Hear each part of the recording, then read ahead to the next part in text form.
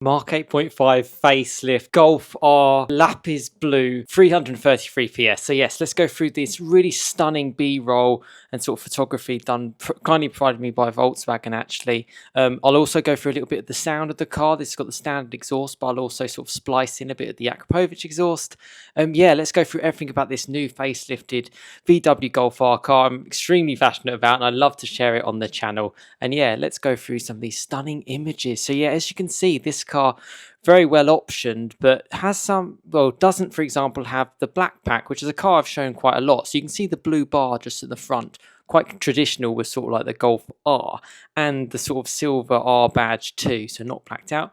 You get the blue calipers with the R badge shown on it too, and this car is with the optional Varminor wheels, which is essentially reduces unsprung weight as well. You can see those drilled discs as well. Really good stopping power. You know, I can reflect on a little bit of my drive actually in this exact car that you're seeing. And I'll leave a link to that sort of like above. I sort of drove it whilst also driving the black edition, and future content to come. So subscribe to that. Lots of exciting stuff with the Golf R, the GTI.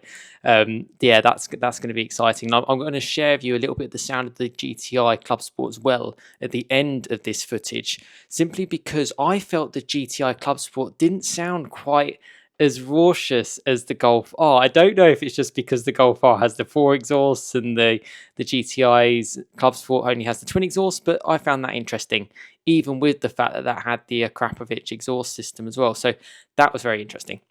Anyway, Lapiz Blue is very much a signature to colour for the Golf R. Is an optional extra, but it's traditional Golf R. This car has the optional performance pack you can see with the rear wing. The IQ headlights are new as part of the sort of facelift design that they've changed with some of the tweaks. Yeah, I mean, it's a Golf. That's the thing. It's a 5-door Golf, only available in 5-door, 7-speed DSG, and talking about that 333 PS, because it has had a power bump.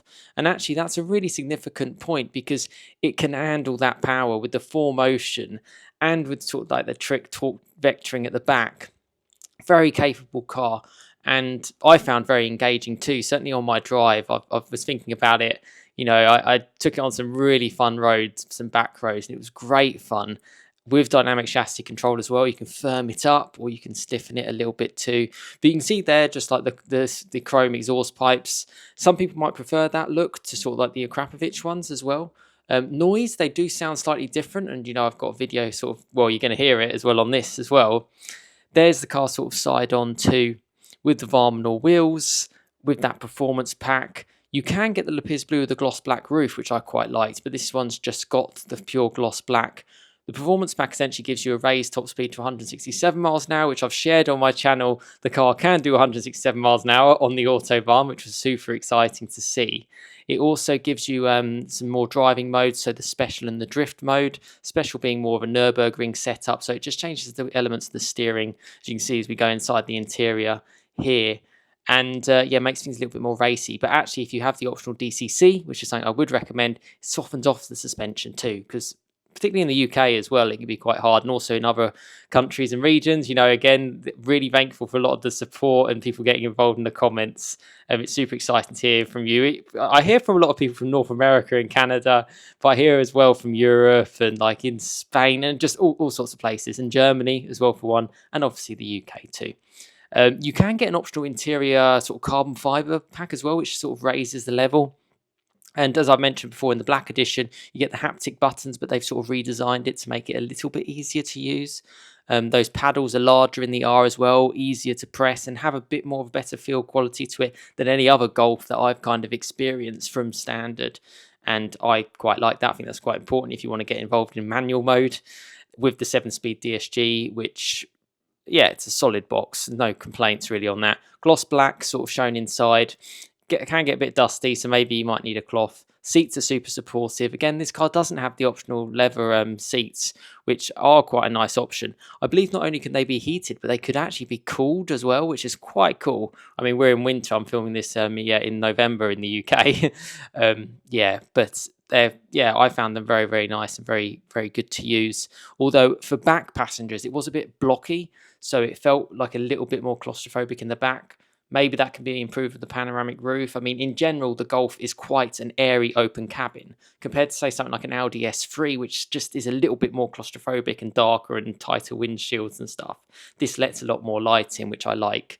And the Mark 8.5 new infotainment system, you get backlit buttons now, which I've heard a lot of my subscribers kind of complained about, or certainly feedback on the infotainment system was not necessarily positive.